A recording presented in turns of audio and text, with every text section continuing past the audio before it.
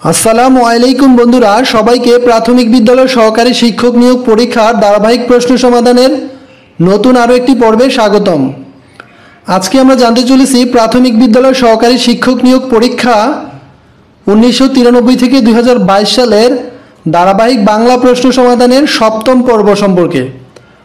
তো যারা আমরা প্রাথমিক বিদ্যালয়ের বিগত পর্বগুলি মিস করেছি, এছাড়াও আমরা বিগত সকল বিসিএস এর সকল বিষয়ের প্রশ্ন সমাধান পেতে চাই এবং ইংরেজি গুরুত্বপূর্ণ গ্রামারের ভিডিও লেকচার পেতে চাই, তারা এই ভিডিওর আই বাটনে ক্লিক করলে অথবা আমাদের চ্যানেলের প্লেলিস্টে চেক করলে পেয়ে যাব ইনশাআল্লাহ।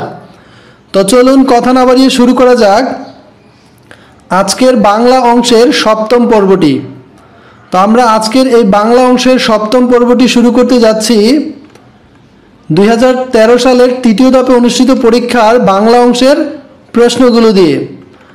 প্রথম প্রশ্নে বলা আছে বিশের বাসী কাজী নজরুল ইসলাম রচিত একটি দেশ। তো বিশের বাসী কাজী নজরুল রচিত একটি কাব্যগ্রন্থ। এইসব দিনরাত্রি নাটকটির লেখক হুমায়ুন আহমেদ। কোন বানানটি শুদ্ধ? তো এখানে উন্মিলন এর শুদ্ধ বানান হচ্ছে রস্যাউ নয়ম দীর্ঘিকার ল দন্তন্য উন্মিলন। কোনটি শুদ্ধ বানান?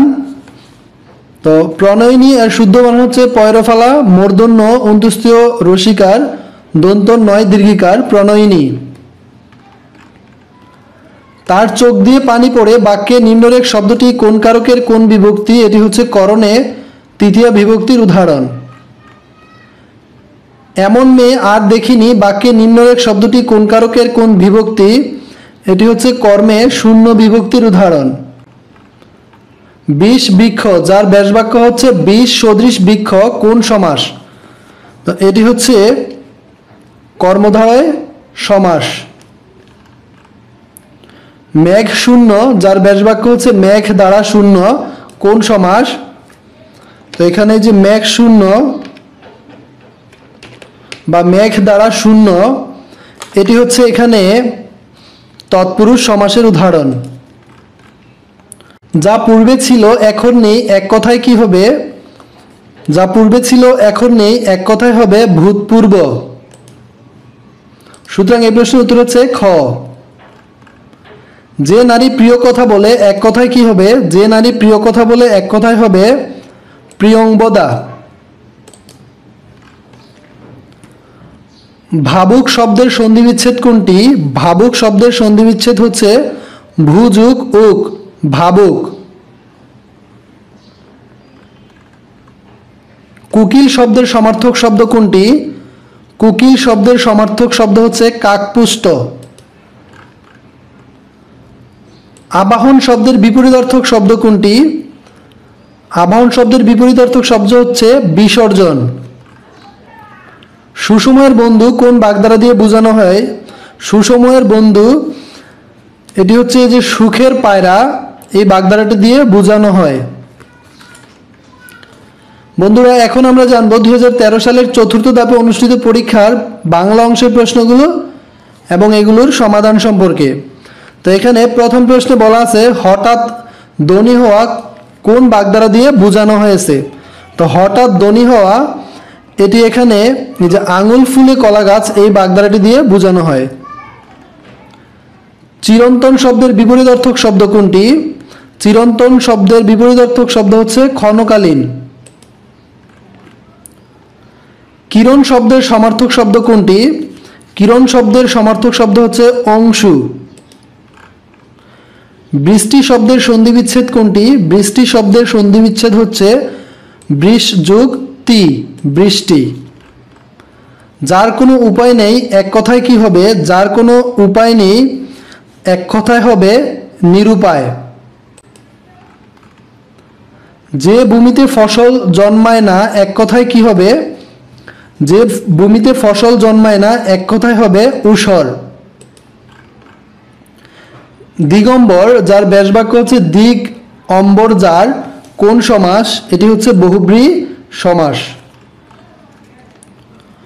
বই পড়া বা বইকে পড়া কোন সমাস? বই পড়া বা বইকে পড়া এটি হচ্ছে তৎপুরুষ সমাস।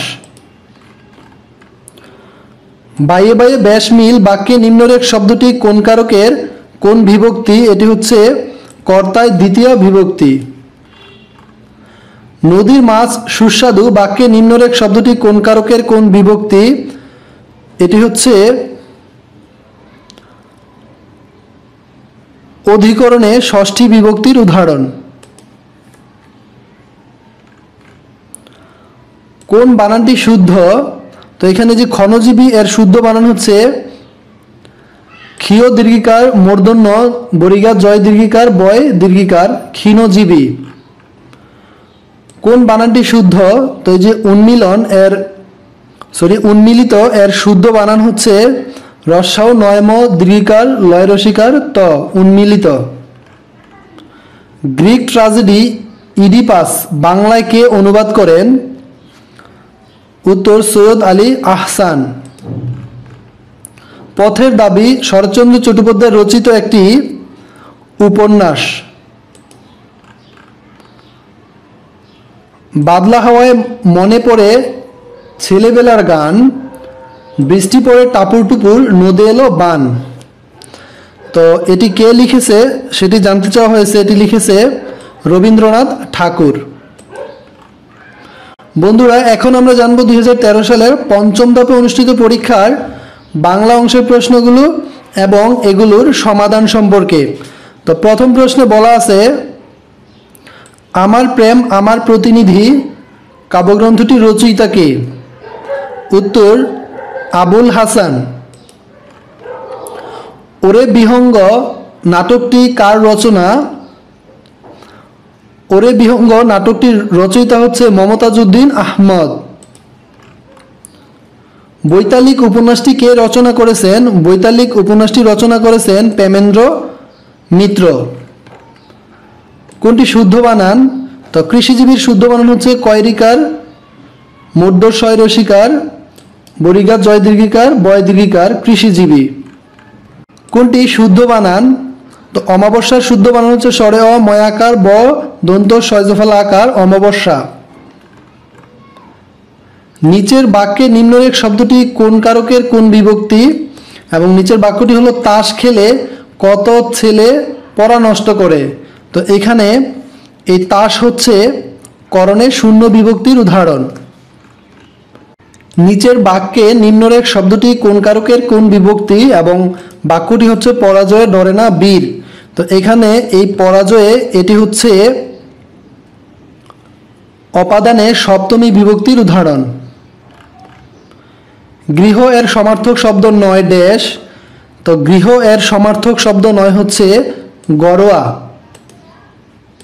সুতরাং এই প্রশ্নের উত্তর হচ্ছে খ। অমৃত এর বিপরীতার্থক শব্দ ড্যাশ। অমৃত এর বিপরীতার্থক শব্দ হচ্ছে গরল। কোন সমাসে ব্যাসবাক্য হয় না?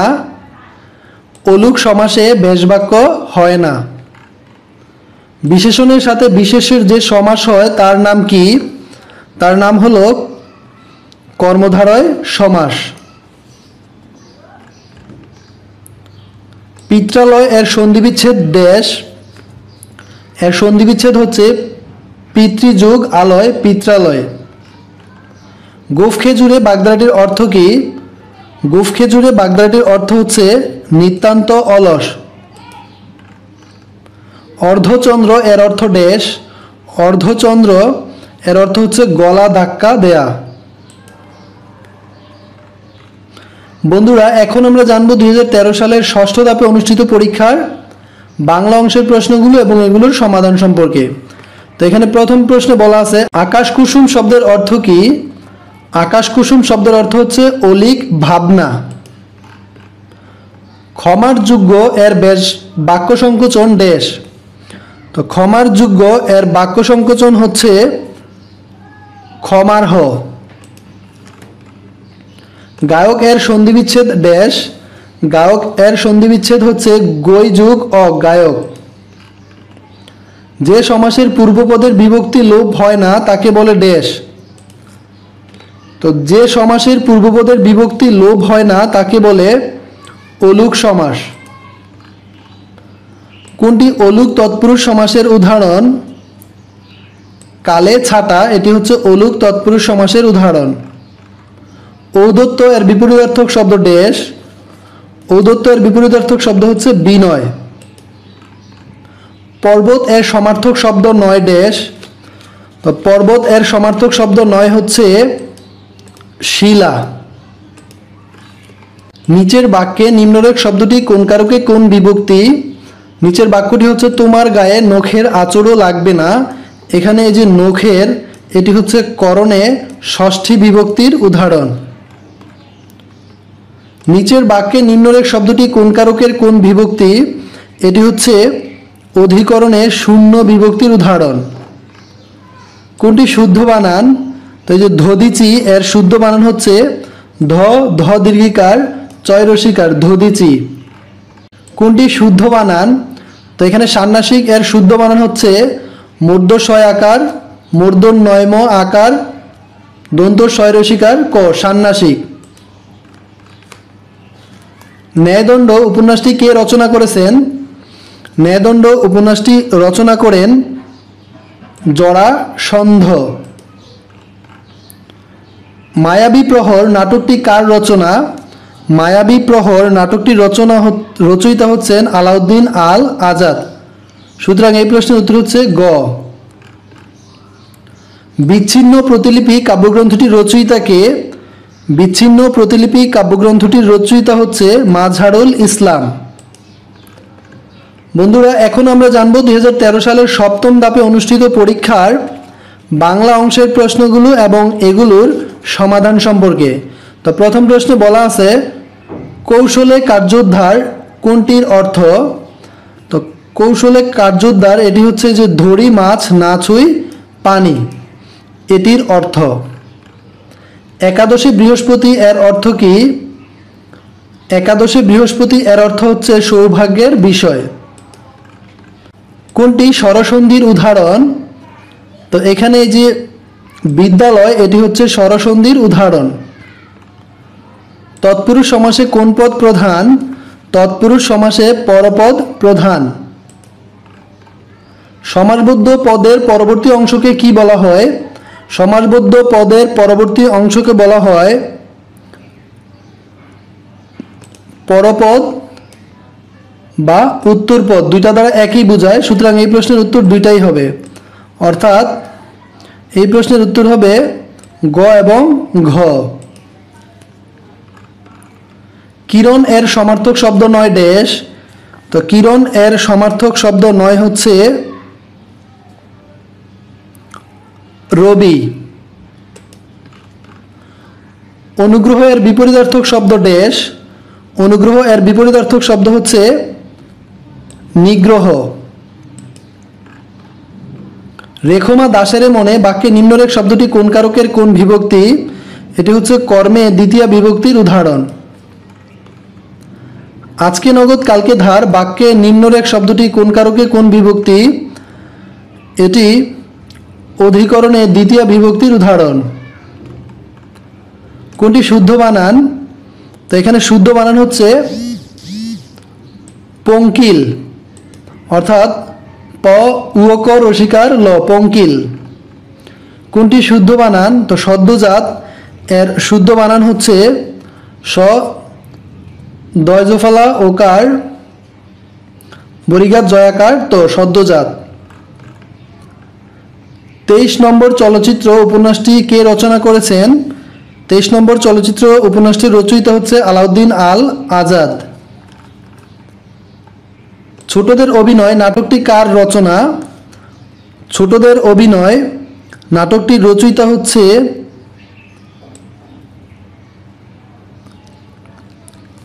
আল কালাম আব্দুল ওয়াহাব।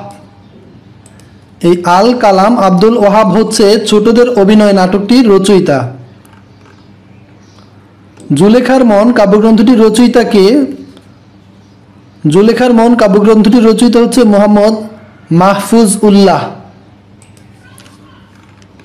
এখন আমরা জানব 2014 সালের প্রথম ধাপে অনুষ্ঠিত পরীক্ষার বাংলা অংশের প্রশ্নগুলো এবং এগুলোর সমাধান সম্পর্কে। প্রথম প্রশ্নে বলা আছে বাগাড়ম্বর শব্দের সন্ধি বিচ্ছেদ দেশ।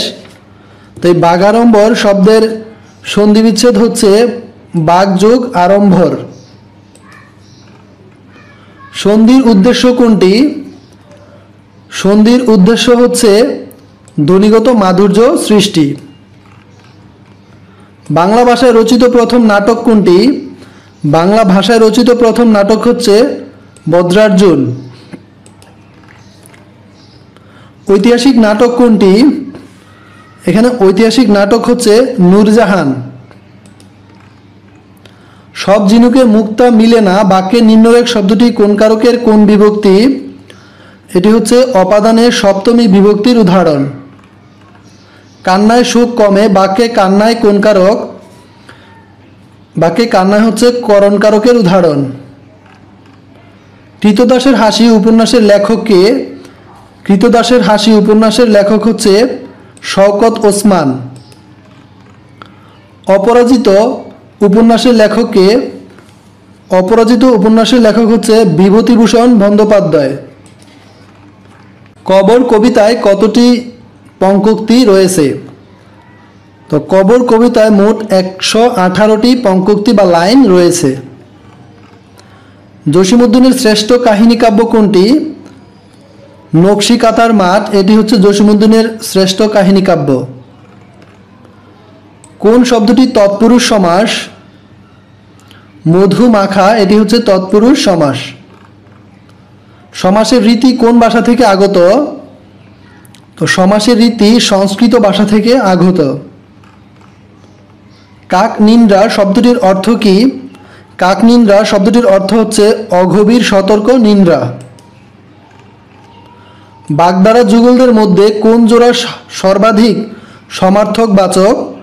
তো এখানে যে 4টি অপশন দেওয়া আছে এর মধ্যে যে বক ধার্মিক এবং বিড়াল তপস্বী দুইটা দ্বারাই বন্ড বোঝানো হয়, সুতরাং এই দুটি হচ্ছে সমার্থক শব্দ জোড়া। জাকের কই বাগধারাটির অর্থ দেশ। জাকের কই বাগধারাটির অর্থ হচ্ছে একই দলের লোক বা একই দলভুক্ত। নিচের কোনটি শুদ্ধ? তো এখানে শুদ্ধ হচ্ছে যে স উকার বরিগাজ দন্ত নয়জফলা সৌজন্য।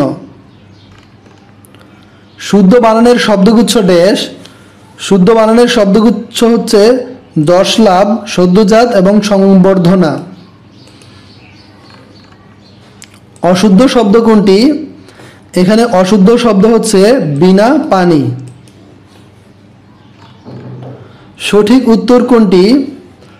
তো এখানে সঠিক উত্তর হচ্ছে দুটি, যেমন হত্যা করার ইচ্ছা যেটাকে বলে জিজ্ঞাসা, একইভাবে হয়তো হবে যার মানে হচ্ছে সম্ভাব্য। ঋজু শব্দের বিপরীত শব্দ কোনটি? ঋজু শব্দের বিপরীত শব্দ হচ্ছে বঙ্কিম।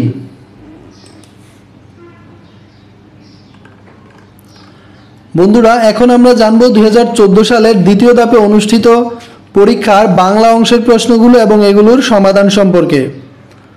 প্রথম প্রশ্নে বলা আছে বঙ্কিমচন্দ্র চট্টোপাধ্যায়ের কৃষ্ণকান্তের উইল উপন্যাসের প্রধান দুটি চরিত্রের নাম ড্যাশ। তো কৃষ্ণকান্তের উইল এর প্রধান দুটি চরিত্রের নাম হচ্ছে গোবিন্দলাল ও রোহিণী। ইসলামের ইতিহাস ও ঐতিহ্য কোন কাব্যের উপজীব্য? উত্তর সাত সাগরের মাঝি, যার রচয়িত হচ্ছে ফররুখ আহমেদ। কাশবনের কন্যা কোন জাতীয় রচনা? কাশবনের কন্যা এটি হচ্ছে উপন্যাস। বাংলা ভাষায় প্রথম সাময়িক পত্র কোনটি? বাংলা ভাষায় প্রথম সাময়িক পত্র হচ্ছে দিক দর্শন। কোনটি শুদ্ধ? তো এখানে শুদ্ধ হচ্ছে অভ্যন্তরীণ, মানে স্বরে অ ভজ ফলা নয়তো রয় দীর্ঘিকার দন্ত ন, অভ্যন্তরীণ। সঠিক বানান কোনটি? দধিচি এর সঠিক বানান হচ্ছে দ ধ দীর্ঘিকার চয়রসিকার দধিচি। রাত্রির শেষ ভাগ এক কথায় ড্যাশ। রাত্রির শেষ ভাগ এক কথায় বলে পররাত্র। কোনটি অধিত্যকা শব্দের বিপরীতার্থক শব্দ? অধিত্যকা শব্দের বিপরীতার্থক শব্দ হচ্ছে উপত্যকা। ঐহিক শব্দের বিপরীতার্থক শব্দ কোনটি? ঐহিক শব্দের বিপরীতার্থক শব্দ হচ্ছে পারত্রিক। সমাসের রীতি কোন ভাষা থেকে আগত? তো এই সমাসের রীতি সংস্কৃত ভাষা থেকে আগত। নীল যে অম্বর নীলম্বর, নীল যে অম্বর নীলাম্বর কোন সমাস? তো এটি হচ্ছে কর্মধারয় সমাসের। তিনি ব্যাকরণে পণ্ডিত বাক্যে নিম্নরেখ শব্দটি কোন কারকে কোন বিভক্তি? তো তিনি ব্যাকরণে পণ্ডিত এটি হচ্ছে অধিকরণের সপ্তমী বিভক্তির উদাহরণ। জগতে কীর্তিমান হও সাধনায় বাক্যে নিম্নরেখ শব্দটি কোন কারকের কোন বিভক্তি? তো বাক্যের এই যে সাধনা এটি হচ্ছে করণের সপ্তমী বিভক্তির উদাহরণ। কোনটি নিরাময় শব্দের সন্ধিবিচ্ছেদ? নিরাময় শব্দের সন্ধিবিচ্ছেদ হচ্ছে নির্যোগ আময় নিরাময়। সাহচর্য শব্দের শুদ্ধ গঠন কোনটি? সাহচর্য শব্দের শুদ্ধ গঠন হচ্ছে সহচর যোগ জ। সাক্ষী গোপাল এর অর্থ কি? সাক্ষী গোপাল এর অর্থ হচ্ছে নিষ্ক্রিয় দর্শক। বরর পীড়িত বালির বাদ বাগদাটির অর্থ ডেশ। বরর পীড়িত বালির বাদ বাগদাটির অর্থ হচ্ছে ভঙ্গুর। সবুজপত্র কি? তো সবুজপত্র হচ্ছে সাময়িক পত্র। কিরণ এর সমার্থক শব্দ নয় ড্যাশ। তো কিরণ এর সমার্থক শব্দ নয় হচ্ছে রবি। সমাসবদ্ধ পদের পরবর্তী অংশকে কি বলা হয়? সমাসবদ্ধ পদের পরবর্তী অংশকে বলা হয় উত্তরপদ। তো বন্ধুরা এ ছিল আমাদের আজকের পর্বের আলোচনা। পরবর্তী পর্বের ভিডিওর নোটিফিকেশন সবার আগে পাওয়ার জন্য আমাদের চ্যানেলটি সাবস্ক্রাইব করে পাশে থাকা বেল আইকনটি চেপে দিবেন এবং আমাদের ভিডিওগুলো ভালো লাগলে বেশি বেশি লাইক কমেন্ট এবং শেয়ার করে আমাদের আরও অধিক ভিডিও করতে উৎসাহিত করবেন। যে যেখানে আছেন ভালো থাকবেন সুস্থ থাকবেন এই প্রত্যাশায় আজকের মতো আমরা এখানেই বিদায় নিচ্ছি। খোদা হাফেজ।